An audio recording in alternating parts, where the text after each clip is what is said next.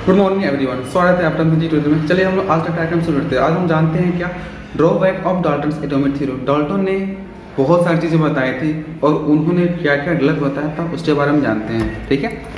तो फिर सबसे पहले यहाँ पर सबसे पहले यही हमारे पास दिखाया गया है कि क्या क्या चीज़ इसमें इन्होंने बोला था और वो गलत क्यों है, सही क्या है, वो सारी चीज इसमें यहाँ पर कवर कर रहे हैं। तो फर्स्ट हमारे पास दिया हुआ है atom is no longer considered as the smallest individual particle. यहाँ पर एटम जो है ये इंडिविजुअल पार्टिकल, सबसे स्मॉलेस्ट इंडिविजुअल पार्टिकल इन्होंने क्या बोला था, वही है ना। तो यहाँ पर आगे हमारे पास ये कट गया था। 19th सेंचुरी में क्या हुआ था, it was found that an atom was composed of a still smaller subatomic particle। मतलब एटम, इन्होंने बोला था कि एटम को हम 2 पार्ट में या फिर 3 पार्ट में, 1000 पार्ट में डिवाइड नहीं कर सकते। लेकिन आगे 19th सेंचुरी में हुआ क्या, वहां पर हमारे पास ये इंफॉर्मेशन आया कि एटम भी जो है सब एटॉमिक पार्टिकल से बने हुए हैं। वो कितने पार्टिकल से बना हुआ है, 3 पार्टिकल से, proton, electron, proton and neutron. इसका मतलब ये हुआ कि एटम्स भी किसी न किसी पार्टिकल से बना है। याद रहेगा हमारे पास, ओके। ये जब हमारे पास इलेक्ट्रॉन, प्रोटॉन और न्यूट्रॉन आया, इनका इन्वेंशन के बारे में अगर हम बात करें तो इन्वेंशन करने वाले कौन कौन थे। इलेक्ट्रॉन का इन्वेंशन करने वाला था जे थॉमसन। कौन था, जे थॉमसन। प्रोटॉन का जो खोज किया था उसका नाम था गोल्डस्टीन। क्या था उसका नाम, गोल्डस्टीन। और न्यूट्रॉन का जिसने खोज किया था उसका नाम क्या है, जेम्स चैडविक। 3 नाम, जे थॉमसन, प्रोटॉन का गोल्डस्टीन, इसका न्यूट्रॉन का जेम्स चैडविक। Confirm, okay. आगे बढ़ते हैं। सेकेंड हमारे पास जो टॉपिक हमारे पास दिया है, जो टर्म हमारे पास दिया हुआ है वो है क्या, atoms of the same element have different mass. उन्होंने क्या बोला था, एटम सेम अगर एलिमेंट हो, okay, atom of same element क्या हो, उनका डिफरेंट डिफरेंट मास भी हमें देखने को मिलता है। उन्होंने ये बोला था कि अगर एटम सेम हो, जैसे ऑक्सीजन है, चाहे यहाँ पर ले, चाहे अमेरिका का ले या फिर मून पर का ऑक्सीजन ले, वो ऑक्सीजन का एटम का जो मास होगा वो सेम होगा। इन भाई साहब ने बोले थे, कौन बोलते हैं, डाल्टन साहब ने बोला था। लेकिन ये आधे चैप्टर गलत हो गया। हमने कार्बन एक यहाँ से लिए, एक और दूसरे जगह से लिए ना, तो हमें पता क्या पता चला, इस कार्बन का मास 12 है, उसका 14 है। मतलब मास, सेम एलिमेंट का मास जो डिफरेंट डिफरेंट मिला, ओके। तो इस तरह से हमारे पास यहाँ पर कह सकते हैं कि atoms of same element have different mass. इन्होंने क्या बोला था कि अलग अलग होता है, क्या बोलते हैं ये, सॉरी, सेम होता है।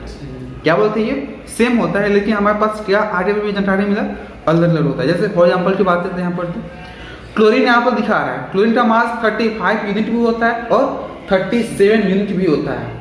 कार्बन की बात करें तो कार्बन का भी अलग अलग होता है। कार्बन मैंने बोला था ना, कार्बन 12 होता है और कार्बन का 14 भी होता है, 14 और 12, ओके।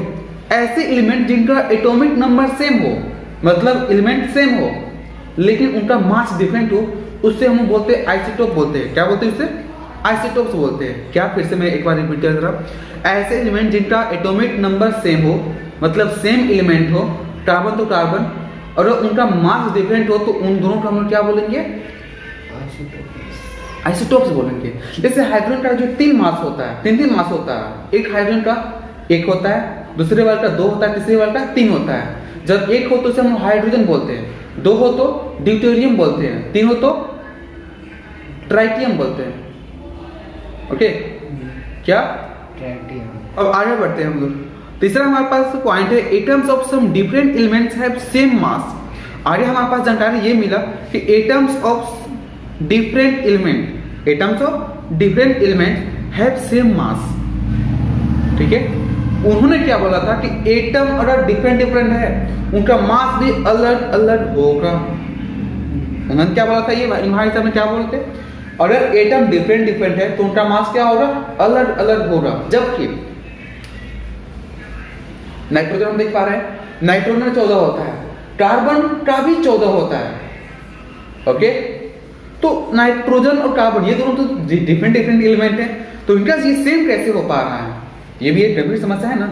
जो कि इन्होंने भाई साहब बताया था कि यहाँ पर ये सेम कभी नहीं होगा, क्योंकि आगे में हमारे पास ताजे में नापते, इसका भी 14 आया, इसका भी 14 आया। इसका मतलब क्या हमारे पास पता चल रहा है कुछ, क्या कि एटम्स अगर डिफरेंट डिफरेंट हो तो उनका मास भी क्या हो सकता है, सेम हो सकता है। जब मास सेम हो तो उसे हम आइसोबार बोलते हैं। क्या बोलते हैं, आइसोबार। याद रखना यहाँ पर आइसोबार सेट रहते हैं, और अगर डिफरेंट एलिमेंट के मास सेम हो तो उसे हम क्या बोलेंगे, आइसोबार बोलते हैं। याद रखेगा तुम्हें, ये टर्म काफी इंपॉर्टेंट है, आइसोटोप और आइसोबार। आइसोबार का तुम्हें अगर एग्जांपल खोजना हो तो तुम यहाँ पर खोज सकते हो, पोटेशियम का और कैल्शियम का। पोटेशियम का भी 40 होता है और कैल्शियम का भी 40 होता है, ठीक है, नो प्रॉब्लम। एग्जाम्पल भी तुम दे सकते हो। यहाँ पर तुम कार्बन का एग्जाम्पल दे सकते हो, आइसोटोप में कार्बन का 12 भी होता है, 14 भी होता है, ठीक है। और क्लोरीन का 2 होता है, 35 भी होता है और 37 भी होता है। आगे बढ़ते हैं, आगे हमारे पास फोर्थ जो पॉइंट हमारे पास बोल रहा है वो इस प्रकार से बोल रहा है, substances made up of same kinds of element have different property. अगर सेम काइंड के एलिमेंट से कोई चीज बन रहा है तो उसका प्रॉपर्टी जो डिफरेंट होगा ये रियल है, ओके। इन्होंने क्या बोला था कि अगर हम एक ही एलिमेंट से कोई चीज बनाएंगे ना उसका प्रॉपर्टी सेम टू सेम रहेगा, जबकि ऐसा नहीं है, ठीक है। फॉर एग्जाम्पल की बात करें तो ग्रेफाइट और चारकोल डायमंड, ग्रेफाइट, चारकोल और डायमंड, ये तीनों के तीनों कार्बन से ही बना है, इसमें कार्बन के अलावा कुछ भी नहीं है, लेकिन फिर भी तीनों प्रॉपर्टी अलग अलग है। ये डायमंड सबसे हार्डेस्ट मटेरियल है, और ये क्या बोल रहे हैं यहाँ पर, ग्रेफाइट बहुत कम हार्ड होता है, ये मतलब लूज होता है, ये तुरंत टूट जाएगा ये। और यहाँ पर ये या कहाँ पर है चारकोल, वो भी ज्यादा हार्ड नहीं होता है, फुसफुस होता है, हल्का होता है वो बेचारा, समझ आता। मतलब एक ही एलिमेंट से बना हुआ मटेरियल जो है डिफरेंट हो सकता है, ओके, डिफरेंट प्रॉपर्टी क्या। और डॉक्टर सामने क्या बोलता है कि अगर एक ही एलिमेंट से बनाएंगे तो हमारा सेम होगा, ठीक। ऑक्सीजन की बात कर लेते हैं। ऑक्सीजन हमारे पास जो अवेलेबल है, अगर 2 ऑक्सीजन साथ में मिलाते हैं तो वहां से ऑक्सीजन गैस बनता है, 3 मिला देंगे तो वहां से ओजोन बनता है। मतलब यहाँ पर क्या हो रहा है, यहाँ पर क्या हो रहा है, समझ में आ रहा है चीज, ठीक है। अब आगे बढ़ते हैं हम लोग, आगे हमारे पास है यहाँ पर, ठीक है, ये तो हमारे पास हो गया। अब आगे, the ratio in which the different atoms combine to form a compound is fixed and integral but may not be simple, okay. यहाँ पर आगे में क्या बोल रहा है, the ratio of which the different atoms combine, मतलब 2 या 2 से अधिक एटम जो आपस में कंबाइन होते हैं उनका जो रेशियो होता है वो फिक्स होता है, ओके, वो क्या होता है, फिक्स होता है। एंड इंटीग्रल, इंटीग्रल मतलब क्या होता है, इंटीजर के फॉर्म में, ये देखिए आधा अधूरा, ठीक है। यदि हाइड्रोजन लिए, ऑक्सीजन लिए तो एक ऑक्सीजन हमारे पास, एक ही हाइड्रोजन है तो आधा ऑक्सीजन लेंगे, ऐसा नहीं हमारे पास है, समझ में आ रहा है। इंटीग्रल होना चाहिए, मे नॉट बी सिंपल। एग्जांपल की अगर हम बात करें, यहाँ पर हमारे पास ये शुरू कर दिया हुआ C12H22 एंड O11, इसमें कार्बन, हाइड्रोजन और ऑक्सीजन के बीच में जो रेशियो हमारे पास दिया हुआ है वो 12, 22 और 11 है। This ratio is fixed, okay, and integral, fix है और इंटीग्रल है। इंटीग्रल का मतलब इंटीजर के फॉर्म में यहाँ पर है ना, वो 12, 22 और 11, ये तो इंटीजर की फॉर्म में ही है ना। और ये बोला कि आगे ये सिंपल नहीं है, यहाँ पर सिंपल नहीं है। अगर हम यहाँ पर इस सब में 2 से मल्टीप्लाई कर दें तो वहां से भी हमारे पास चेन का फॉर्मेशन होगा, ओके, समझ में आ गया। 2 से 22 तो बोलेगा, 2 से मल्टीप्लाई कर दे, जैसे यहाँ पर कार्बन हम ले लिए 24 रो, हाइड्रोजन ले लिए 44 रो और ऑक्सीजन ले लिए 22 रो, तो वहां से भी हमारे पास चीनी का फॉर्मेशन होगा। वहां पर चीनी के 2 मॉलिक्यूल बन जाएगा, यहाँ से ये 1 मॉलिक्यूल है ना, वहां से कितना बन जाएगा, 2 मॉलिक्यूल बन जाएगा, नो प्रॉब्लम। अब हम आगे बढ़ते हैं, व्हाट इज एन एटम। ये भाई साहब को जो गलतियां थी वो 60 सारा हो गया, कितनी गलतियां आपको बताए थे, 5% में, ठीक है। और यहाँ पर जो ब्लैक कलर दिखाई दे रहा है ना, ये एक्यूरेट हमारा सही तथ्य है, ओके। आगे बढ़ते हैं, what is an atom. Atom actual में है क्या, उसके बारे में। तो एटम के बारे में हम आपको ये बोल रहा है कि एटम वो स्मॉलेस्ट पार्टिकल है, ओके, किसी भी एलिमेंट का। एटम जो एलिमेंट में होते हैं, कंपाउंड के बारे में बात नहीं करेंगे, कंपाउंड सबसे जो स्मॉलेस्ट पार्ट होता है वो से हम लोग क्या बोलते हैं, मॉलिक्यूल्स बोलते हैं। लेकिन हमारे पास एटम की जब भी बात होगी तो हम लोग एलिमेंट की बात करेंगे। तो एलिमेंट का वो स्मॉलेस्ट पार्ट जो केमिकल रिएक्शन में पार्टिसिपेट करता है, क्या बोले, जो केमिकल रिएक्शन में पार्टिसिपेट करता है, ओके, आपस में कंबाइन होता है। जैसे हमारे पास यहाँ पर एक कंपाउंड है, यहाँ भी कंपाउंड है, दोनों का आपस में कंबाइन करवाना तो हमारे पास वहां पर बनेगा क्या, यू नो, एटम्स बनेगा, कंपाउंड्स बनेंगे। और वो कंपाउंड कैसे होंगे, फिक्स रेशियो में होगा, ठीक है। कैसा होता है, फिट्स रेशियो में। तो यहाँ पर एटम से के बारे में यहाँ पर बोल रहे हैं कि एटम में हमारे पास जो भी आपस में मिलने वाले हैं किसी भी एलिमेंट का, तो उसमें एटम ही पार्टिसिपेट करते हैं। ये हमारे पास एटम का डिफिनेशन बोलता है, ठीक। अब हमारे पास यहाँ पर आगे में क्या बोल रहा है, atoms are the building block of all matter. ऐसे किसी बिल्डिंग का फॉर्मेशन होता है, उसमें एक बिल्डिंग ब्लॉक होता है, छोटा सा टुकड़ा होता है जिसे हम ईंट बोलते हैं, और वो ईंट जो है वो क्या होता है, उस पूरे का बेस होता है, वो पूरे का आधार होता है। केवल हम लोग ये बालू और ये क्या बोलते, बालू से तो नहीं बना सकते इसको, तो इसलिए हमारे ईंट की आवश्यकता पड़ेगी ही पड़ेगी। ओके, ये कभी बिहार समिति में गया हो क्या, बिहार समिति में? ओके, वहाँ का जो गोडाउन है, जो जिसमें हम लोग अनाज रखा जाता है, उसका जो दीवारें हैं वो ईंट से नहीं बनाई जाती है। पता है किससे बनाया जाता है? कंक्रीट से, बालू, सीमेंट और गिट्टी से बनाया जाता है। क्यों पता है? क्योंकि ऊपर वाला जो है ना वो वाटर को रिश्ता नहीं है, वाटर को अंदर नहीं भेजता, ठीक है, ताकि अंदर वाले को जो है ज़्यादा ये लिक्विड ना प्राप्त हो। ओके, इसलिए वहाँ पर क्या होता है, इसको दीवार को ऐसे बना दिया जाता है कि वहाँ से जो लिक्विड जो है अंदर पास ना हो पाए। नहीं तो अगर तुम बरसात के मौसम में छोड़ो ना, तो यहाँ पर थोड़ा सा भीड़ा हुआ नजर आएगा, क्योंकि ये काफी रिश्ता है, ये अंदर भेज देगा। देखो ऐसा ना, तो इस तरह का। तो तुम्हारे पास एटम के बारे में पता चल गया। एटम में किसी भी मेटेरियल का, यहाँ पर तुम अगर यहाँ पर एटम है, यहाँ भी एटम है, यहाँ पर जो अंदर में एटम है वहां पर ऐसा इस तरह से रखा हुआ है, यहाँ पर ऐसे ऐसे, ठीक है।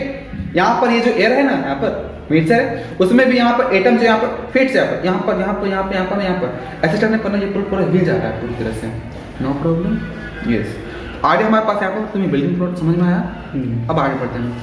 एटम जो हमें पता चल गया, अब ये भाई साहब तो नहीं सोच पाए, आगे हमारे पास इंफॉर्मेशन मिल गया कि एटम भी किसी न किसी चीज से बना हुआ है। ओके, किससे? इलेक्ट्रॉन, प्रोटॉन और न्यूट्रॉन से। इससे हम क्या बोलते हैं? सब एटॉमिक पार्टिकल, क्योंकि ये एटम के पार्टिकल है, इसलिए हम क्या बोलते हैं इसे? Subatomic particle, no doubt. अब how big are atoms? Atom ये कितने बड़े होते हैं, ये भी हमारे पास एक समस्या है ना कि एटम जो कितने बड़े होते हैं, ओके, कितना के रेंज में रहता है वो, उसके बारे में। तो यहाँ पर कुछ एटम के यहाँ पर ये साइज दिखाया गया है। सबसे छोटा हमारा जो एटम है, सबसे छोटा, सबसे स्मॉलेस्ट, वो 10⁻⁻10 मीटर उसका रेडियाई है। ओके, 10⁻⁻10 मीटर सबसे छोटा हमारा हाइड्रोजन है। हाइड्रोजन से छोटा हमारा कोई एलिमेंट है ही नहीं, ठीक। अब इसके बारे में बात कर लेते हैं। जैसे मान लो एक बहुत बड़ा घर हो, तो वहां पर लोग भी रहना चाहिए। ऐसा नहीं ना कि एक अकेला व्यक्ति रहने वाला है, बहुत बड़ा घर बनवा ले, यहाँ से कम्युनिटी इतना तक नहीं ना। छोटा है तो छोटा ही 2-3 रूम का यहाँ पर घर बनवाएगा। तो हाइड्रोजन में पता है क्यों ये छोटा है? देखो, कोई भी एटम जो होता है वो एक घर होता है, उसमें रहने वाले सदस्य होते हैं, 3 तरह के सदस्य रहने वाले होते हैं, इलेक्ट्रॉन, प्रोटॉन और न्यूट्रॉन।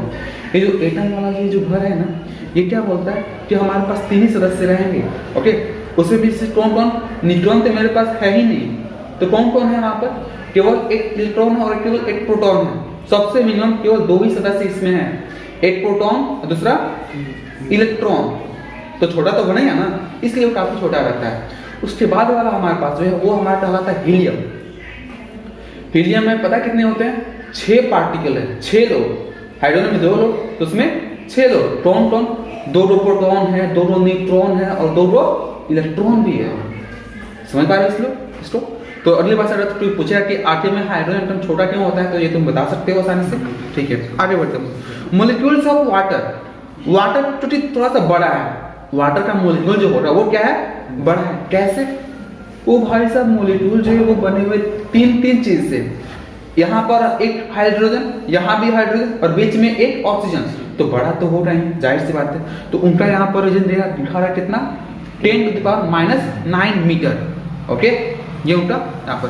और ये बहुत सारे यहाँ पर दिखाया वाटर मेलन, तो तुमने यहाँ पर 10⁻⁻⁷ लिखा होगा, मतलब 1/10 मीटर। 1/10 मीटर का मतलब कितना हो जाएगा?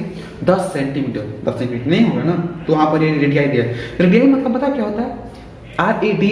रेडियाई मतलब क्या होता है? मैंने बताया था पहले। रेडियस का शॉर्ट नेम रेडियाई। जी नहीं, रेडियाई होता है रेडियस का प्लूरल वर्ड। ओके, रेडियस का प्लूरल वर्ड, ये हमारा रेडियाई कहलाता है। No problem. ओके, अब आगे बढ़ते हैं हम। We cannot see atoms. Atoms और मॉलिक्यूल को हम लोग जो इस आंख से जो नहीं लगा देख सकते, चश्मा लगा लेंगे ना फिर भी हम लोग यहाँ पर देख नहीं सकते उसको, बहुत छोटा है, 10⁻10 मीटर, समझ रहे हो आप? वो पता है ये क्या बोल रहा है, ये नीचे में 10 to 0 रहेगा, 8 पर 10 to 0, ऊपर में 8 मीटर, 1 मीटर को ना यहाँ पर टोरोनो से इसको डिवाइड करना है, इसको टोरोनो पार्ट में इसको बांट देना ऐसे चाकू से क्या दिखाई दे रहा है वो बेचारा, इतना ही मुझे लगता है कि 100 में हम लोग यहाँ पर 100 नहीं कर पाएंगे, 100 मतलब मान लो 1000 कर दिए, मान लो 1 लाख कर दिए, फिर बेचारा ये कितना 10 समझ रहे हो कितना हो जाएगा, कितना हो जाएगा, इटाएं 10,000 10,000 लाख 10 लाख टोरोन 10 टोरोन और 1 अरब बार को पूरा करना है, लाख हम लोग नहीं कर पाएंगे इसमें, तो सोचो यहाँ कितना छोटा होगा, ठीक है, इसलिए वो दिखता नहीं है। अब आगे बढ़ते हम यहाँ पर देखो, यहाँ पर ये एक हमारे पास सिलिकॉन का एक यहाँ पर ये मटेरियल था, जूमिंग करवाया गया है, ओके, इतना छोटे से पार्ट में ये जो है क्या दिखाई दे रहा है इसमें, छोटे पार्ट में क्या दिखाई दे रहा है, एटम्स, ये इतना खतरनाक एटम है, एकदम इतना, ये तो बहुत कम दिखा रहा है, और एकदम समझ रहे आप ना, इसी तरह समझ रहे हैं, ठीक है।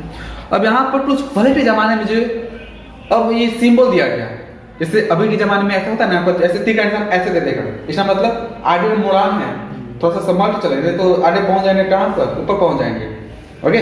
तो यहाँ पर ऐसे निशान दिया रहता है, ऐसे निशान दिया रहता है, यहाँ पर बोला ऐसे, यहाँ पर ऐसे रखे, ऐसे बटुल टाइप का काट देता है, बोला रहता है ना कि यहाँ से आप पीछे नहीं जा सकते फिर से, उसलिए आपको आगे से मुड़ान लेने होंगे, ठीक है। ट्रेन टेबल लिखा रहता है ऐसे, ऐसे यहाँ पर ऐसे तिरछा रहेगा और यहाँ पर काटा हुआ रहेगा, इसका मतलब ये क्या बोलता है कि ओवरटेक नहीं करना है। तो पहले के जमाने में जो एलिमेंट को दर्शाने के लिए हमारे पास ये कुछ सिंबल आ गए थे, क्या क्या सिंबल है ये, कॉपर, आयरन, सिल्वर, मतलब कहीं पर भी ऐसा दिखाई दे देगा ना, ये हमारे पास क्या होगा, उसे कॉपर समझा जाएगा, कोई भी मटेरियल हो उसमें यहाँ पर ऐसा साइन देगा तो हम क्या समझेंगे उससे, कॉपर है वो, वहाँ पर आयरन का ये इसके आगे सब हमारे पीछे दिखा रहा है, नो प्रॉब्लम, ओके। अब हमारे पास सिंबल्स ऑफ एटम्स, ये सिंबल के बारे में भी तुम जानते हो, सिंबल को हम मुझे 3 लेटर से हम लोग दिखा सकते हैं, मैक्सिमम कितना से 3 लेटर से और मिनिमम 1 लेटर से, ठीक है। अगर हमारे पास अगर किसी एटम का सिंबल सिंगल लेटर से है तो हमेशा बड़ा रहेगा, ओके, और डबल से है तो पहला वाला बड़ा, दूसरा वाला छोटा, 3 लेटर का है तो पहला बड़ा बाकी दोनों छोटा, ओके।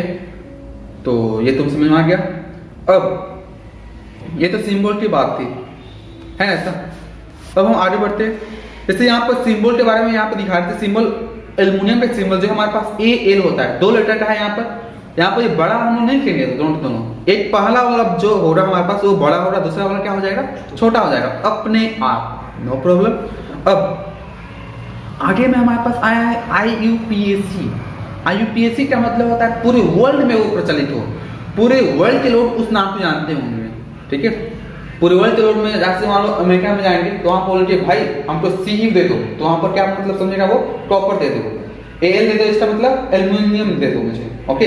I need AL मतलब एल्युमिनियम चाहिए मुझे, तो ये हर जगह अवेलेबल है, उसे फुल क्या बोलते हैं, ये हर जगह अवेलेबल मतलब IUPAC।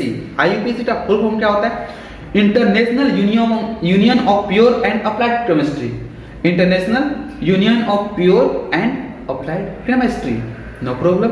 अब ध्यान देना यहाँ पर, ये हमारे पास ये IUPAC हो गया, और यही यूनियन है जो साथ साथ यहाँ पर दिखाता है, यहाँ पर हाँ इसका नाम ये होना चाहिए, इसका नाम ये होना चाहिए, बहुत सारे में मार्क भी हो जाता है। जैसे पता है ये जो टेम्परेचर का जब इन्वेंशन हुआ था, टेम्परेचर का, थर्मामीटर का, तो उन सब में जो है 3 साइंटिस्ट उस पर काम कर रहे थे, कैसे टेम्परेचर को मेंटेन किया जाए, कैसे उसको बनाया जाए। तो उन तीनों ने जब सफलता प्राप्त कर लिया तो मार्क हो गया कि आखिर में ये इसका यूनिट जो है किस पर रहेगा, किन किन नेम पर रहेगा।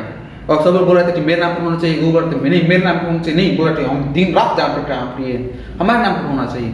तो वहाँ पर क्या हुआ, तो मीटिंग बैठ गया, ओके। तो बोला कि आप अपने अपने फील्ड के लिए जो है, अपने खुद के लिए टेम्परेचर का यूनिट आप बताइए, ओके। तो एक ने क्या किया यार कि अरे बर्फ जो इतना डिग्री सेल्सियस पर ये गलता है, तो उसने 0 उसको बना दिया, उसको बेस बना दिया। कौन थे वो, डिग्री सेल्सियस वाले भाई साहब, ओके। फारेनहाइट पता है क्या किया, फारेनहाइट ने क्या किया, चलो तुम्हारा वहां पर उतना है ना, मेरा वो रहेगा जिस पर दोनों to दोनों सेम रहेगा, दोनों to दोनों सेम रहेगा। उन्होंने -40 डिग्री सेल्सियस लिया, -40 डिग्री सेल्सियस पर, ओके, फारेनहाइट का मान और डिग्री सेल्सियस का मान, दोनों का मान सेम होता है, ठीक है।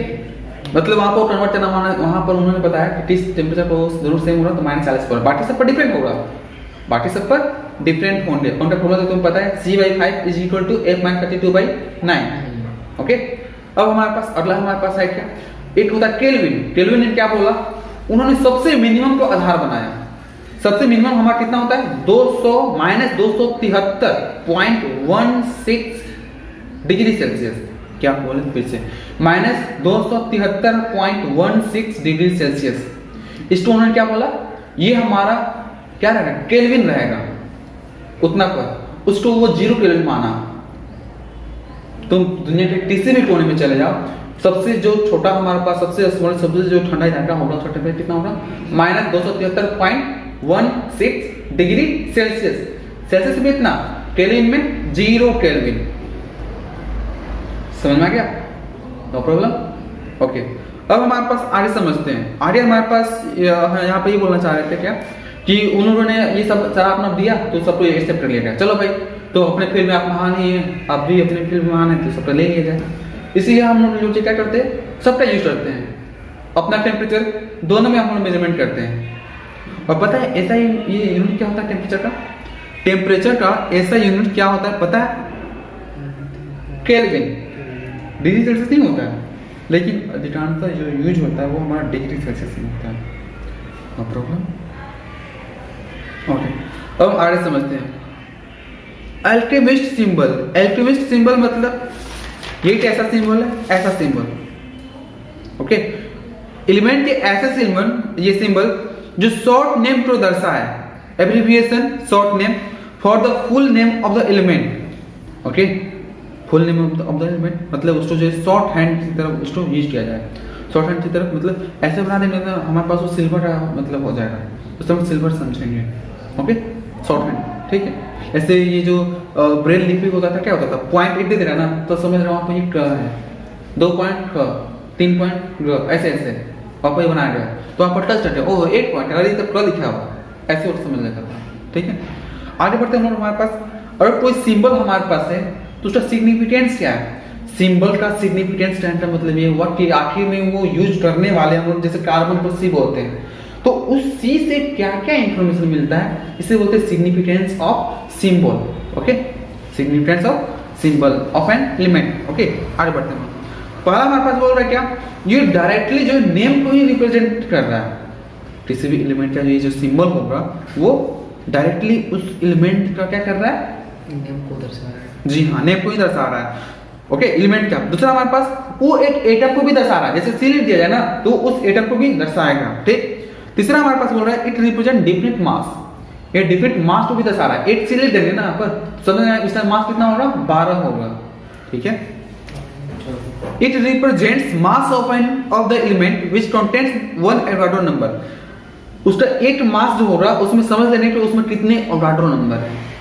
मास के माध्यम से हम उसको समझ लेंगे कि कितने इसमें एवोगाड्रो नंबर है। और एवोगाड्रो नंबर क्या होता है पता है, एवोगाड्रो नंबर बहुत बड़ी संख्या होता है, क्योंकि हमारे पास 1 ग्राम किसी भी मटेरियल में जो एटम की जो संख्या होगा वो बहुत ज्यादा होता है, इसलिए एक बहुत बड़ा यूनिट बनाया गया है जिसका नाम है एवोगाड्रो नंबर, जिसका वैल्यू होता है 6.023 into 10 to the power 23। क्या बोले, 10 to the power 23, सन से भी ज्यादा है वो, सन से भी ज्यादा है, समझ रहे हैं अपन ना। हाँ, ये हमारे पास चौथा पॉइंट था क्या, एवोगाड्रो नंबर का हेल्प से हम लोग जो है उसमें संख्या प्राप्त कर सकते हैं। अगर आपके पास मास हो तो, अरे तुम्हारे पास 1 ग्राम सोना हो ना तो वहां से उसमें तुम बता सकते हो कि उसमें सोने के कितने एटम्स हैं। No problem. ओके, मैं आशा करता हूँ कि आपको ये अच्छी तरह से समझ में आ गया होगा। ठीक।